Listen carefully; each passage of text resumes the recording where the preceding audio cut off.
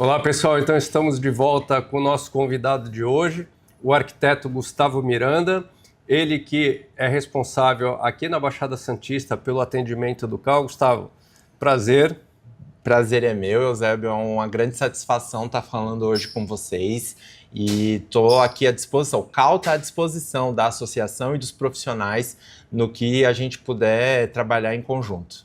Bom, eu queria começar perguntando para você como é que foi a tua história, como é que foi essa paixão com a arquitetura, como é que você começou a sua carreira lá atrás, como é que surgiu esse interesse pela arquitetura, pela faculdade e também, né, como foi o início dessa tua história com o Conselho e principalmente aqui com a Associação de Engenheiros e Arquitetos de Santos. Aí, Eusébio, sabe que esse é um tema que eu tenho muito carinho para falar, porque eu, na verdade, fui jornalista por muitos anos, eu fui repórter aqui na cidade, inclusive, e de tanto eu entrevistar um arquiteto, o professor Carriço, um dia o professor Carriço falou para mim assim: Gustavo, você sabe que você já é quase arquiteto, né? O que é isso, professor? Não, meu, você faz matéria sempre, eu acho que você devia fazer arquitetura. E foi assim que eu fui fazer arquitetura, fiz uma outra graduação e assim que eu me formei, eu já comecei a atuar com consultoria, então eu fui ser assessor de um parlamentar da cidade, e esse parlamentar era presidente da Comissão de Urbanismo e Desenvolvimento Urbano na Câmara, então eu já comecei atuando, fazendo essa transição de carreira para o urbanismo, e na sequência eu fui convidado pela gestão para assumir aqui como coordenador do escritório descentralizado do CAL. Então, desde agosto de 2024, eu estou nessa função, algo assim que me deixa muito orgulhoso do meu trabalho, porque trabalho todos os dias junto de inúmeros colegas arquitetos urbanistas, e é um ambiente assim, de muita efervescência, de muita criatividade, então valorizo muito. E com a associação, desde então, isso eu acho que é algo sensacional. Sabe que nós temos 10 escritórios descentralizados e desses 10, apenas 2 estão instalados em associações de engenheiro e arquiteto. No caso, o de Bauru, que é na Senag, e o de Santos, que fica aqui na Associação de Santos. Então, para a gente isso é muito valioso, porque a gente está num ambiente que é o nosso ambiente, é um ambiente que a gente compartilha com engenheiros, com técnicos, com pessoas que têm uma história criando e influenciando o debate da engenharia e da arquitetura na cidade e na região. Então a gente valoriza muito essa proximidade, a gente acha que é muito positivo estar nesse ambiente, porque é o ambiente dos nossos profissionais. Então, os profissionais arquitetos que fazem parte da associação também são profissionais que estão presentes no CAL, a gente troca muita ideia, a gente, às vezes, trazem pontos que, talvez tal intervenção junto à prefeitura seria importante, talvez tal intervenção junto ao Estado seria importante. Então, é um ambiente que já favorece esse tipo de troca, né? E você falou aqui do atendimento dentro da sede da associação, né? Queria que você explicasse para o profissional, para o arquiteto, até mesmo para o estudante, o que ele encontra aqui, quais são os horários de atendimento, por que é importante procurar o atendimento, né? Sim. Então, primeiro ponto, eu acho que essa é uma resposta que tem 2 campos diferentes. Primeiro, é importante as pessoas entenderem que é impossível ser arquiteto urbanista sem nenhuma relação com o CAL. Então, quando você é arquiteto urbanista, você precisa estar com o seu registro ativo, e o seu registro ativo no Conselho é o registro no CAL. Então, não existe a menor possibilidade de você fazer um trabalho enquanto arquiteto e não emitir uma responsabilidade técnica, não emitir um registro de responsabilidade técnica, o RRT, de você não emitir uma função técnica. Às vezes você é responsável por uma empresa, então você precisa emitir essa função. Você tem que, em alguns momentos, a pessoa vai participar de uma licitação ou de um concurso e ela precisa comprovar aquilo que ela fez.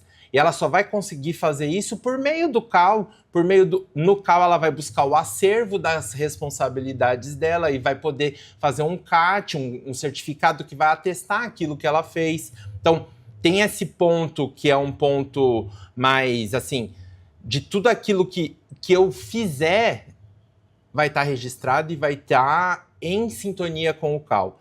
Eu digo em sintonia porque quando eu emito um RRT, esse RRT ele vai passar por um departamento de análise e esse departamento de análise vai dizer, olha, esse RRT ele pode ser registrado.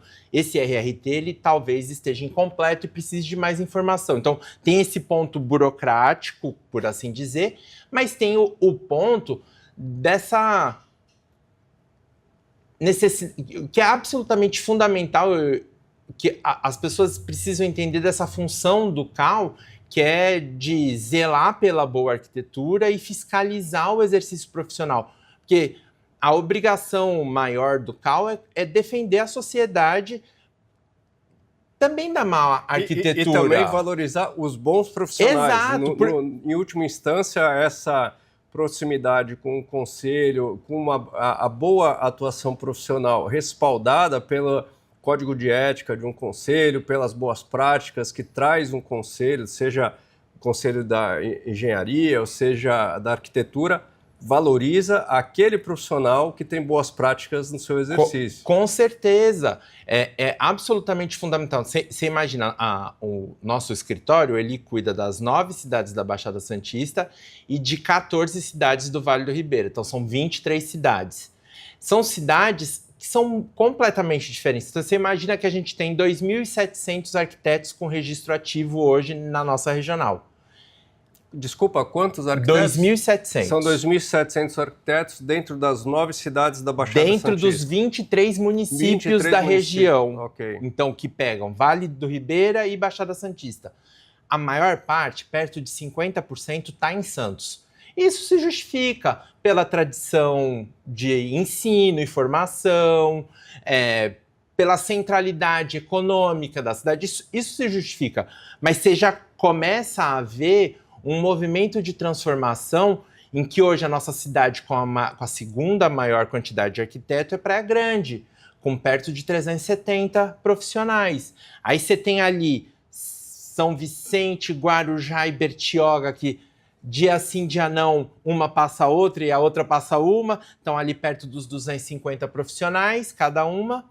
E aí, veja, Bertioga, se a gente fosse analisar, né, Bertioga, em comparação, é uma cidade muito mais nova, muito mais jovem, mas com uma pujança da atividade da arquitetura e urbanismo e da engenharia muito grande. Sobretudo se a gente pensa na área de expansão, nas questões que são colocadas, seja na Riviera, seja questões ambientais. Então, mostra uma ação do profissional das nossas áreas muito intensa, né? Então, essas 23 cidades que englobam aí Vale do Ribeira e Baixada Santista, aquele profissional que precisar do atendimento do CAL, ele está aqui em Santos, exatamente, na sede da associação.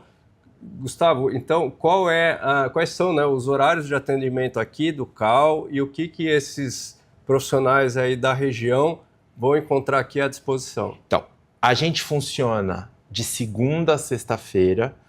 O atendimento ele é das 9 às 16. Então, das 9 às 16, o nosso escritório ele é aberto para o atendimento mesmo. Então, as pessoas podem vir aqui, vão ser atendidas.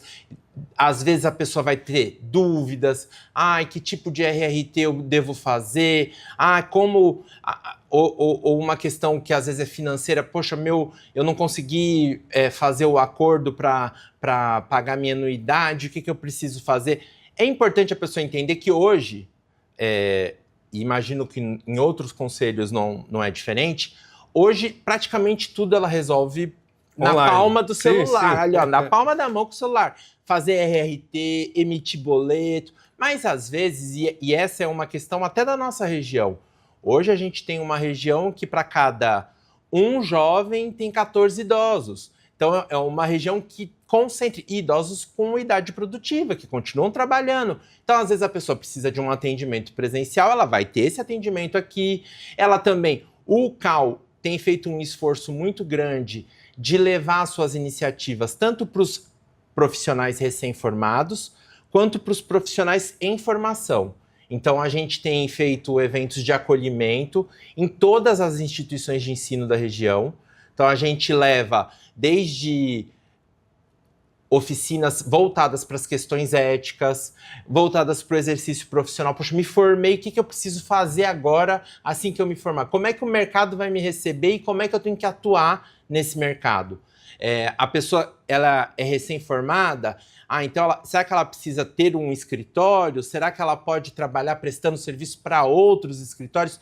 Tudo isso são conteúdos que a gente vem trabalhando em oficinas e palestras para fortalecer o ingresso desses jovens profissionais no mercado de trabalho, além de fazer circular para a região todo o trabalho técnico das comissões permanentes do próprio CAL, né?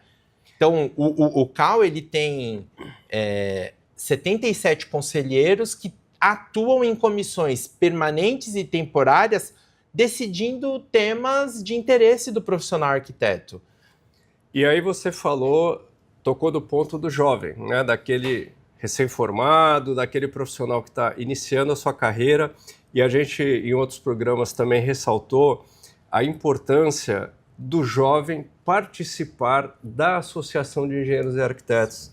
E eu queria que você desse um depoimento seu do que esse jovem profissional, esse profissional que pode não ser jovem, mas que está ingressando, né, na carreira de arquitetura, o que ele tem à disposição aqui na associação como infraestrutura para ele trabalhar, para ele fazer um networking com os profissionais. Eu queria que você desse esse olhar para esse ponto, para nós, ele é fundamental, porque, veja, agora há pouco a gente conversava com o presidente e assim, essa visão de que esta associação tem uma tradição tão grande quanto o próprio Conselho da Classe dos Engenheiros e Arquitetos. É uma associação com 90 anos praticamente de história. Então, veja, é uma tradição e uma história que precisa ser aproveitada por quem acabou de chegar no mercado. Porque quem acabou de chegar no mercado precisa desse referencial, precisa conhecer quem está trabalhando, quem está se estabelecendo, e o ambiente ideal para isso é aqui. É aqui, seja porque ele vai ter acesso a um CREALab ou a sala do profissional, é porque ele vai ter acesso a inúmeros profissionais que participam das inúmeras comissões e atendimentos que acontecem por aqui.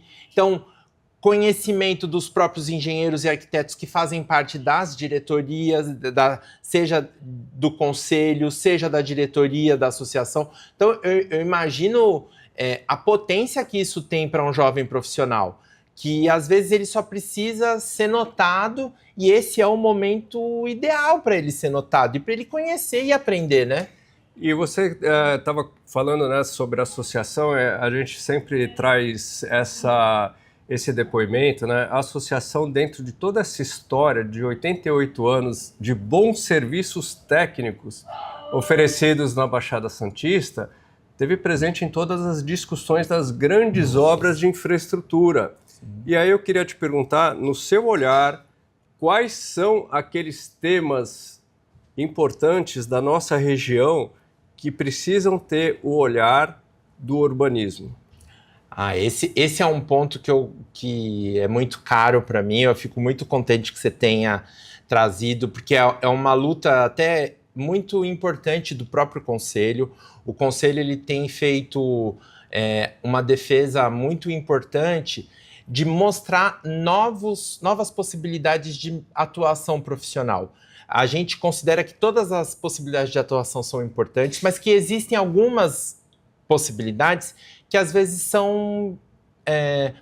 têm pouca relevância, mas que têm um papel social e profissional extremamente importante. E uma delas é o que a gente chama de ATIS, Assistência Técnica para Habitação de Interesse Social. Então, imagina, o profissional arquiteto urbanista, não só arquiteto urbanista, mas pode ser engenheiro também, pode ser assistente social, que vai resolver o problema técnico das comunidades, dos assentamentos vulneráveis. Então, imagina uma comunidade que vive com um banheiro precário, mas que não tem condição de contratar um profissional para projetar uma condição sanitária melhor para a vida dela, uma habitabilidade melhor para a casa dela. Então, esse é um ponto que eu acho que precisa ser trazido para a discussão, porque a gente tem aí uma região com bolsões de pobreza muito expressivos e que, como você mesmo disse,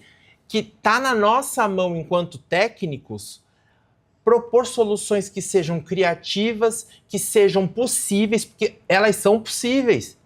Elas são possíveis. Então, se a gente tem essa possibilidade, esse é um ponto que eu acho que é possível os arquitetos urbanistas e os engenheiros trazerem a discussão para melhorar o patamar das soluções. Um que é clássico, que é a nossa atuação, sobretudo no patrimônio arquitetônico. Então, o profissional de arquitetura e urbanismo tem um olhar e uma atividade, uma atribuição diferenciada para resolver questões que envolvam a preservação desse patrimônio. Então, acho que é uma seara que está aí para discussão. Então, você veja, Santos tem um patrimônio arquitetônico absolutamente sem igual. A gente acabou de fazer um evento aqui na Casa da Frontaria Azulejada e o que eu mais escutei dos diversos profissionais que vieram de fora para participar da nossa conferência, porque eles não imaginavam a grandiosidade, a história, a beleza, né? A história. Então, em algum momento eles ficavam assim, nossa, eu queria também dar um passeio, eu queria...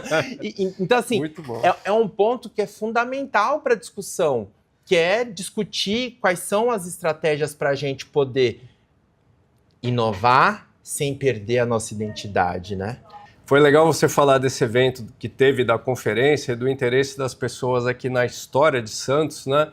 Aproveitar para falar e lembrar dos eventos. O que vai ter de evento relevante para o profissional de arquitetura aí no horizonte do próximo mês. Te agradeço demais essa oportunidade, Eusébio, porque a gente está num ritmo, a gente acabou de fazer 5 conferências regionais que são preparatórias para uma grande conferência estadual de arquitetos urbanistas. Essa conferência vai acontecer em São Paulo, 6, 7 e 8 de agosto. Então, para todos os arquitetos urbanistas do estado de São Paulo, já coloca esse evento na agenda. A próxima regional vai acontecer em 11 de abril, lá em Sorocaba, na regional de Sorocaba. Sorocaba tem características bem próximas, com a quantidade de profissionais bem semelhante com a nossa, perto de 3.000 profissionais também. Então vai ter a discussão de inúmeros temas que estão voltados e ligados ao exercício da nossa profissão.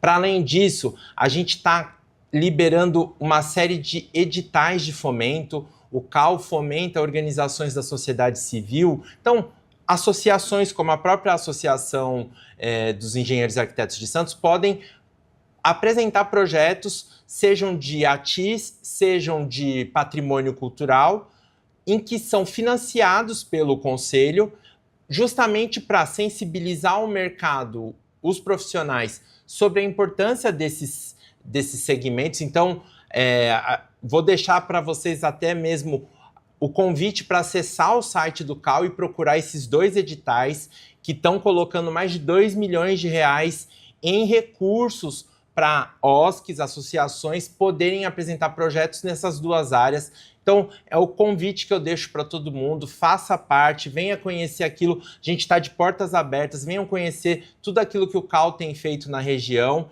e basta bater lá na porta 20 aqui na associação que a gente está sempre à espera dos profissionais. Eu vou somar a esse teu convite, Gustavo, para o nosso associado.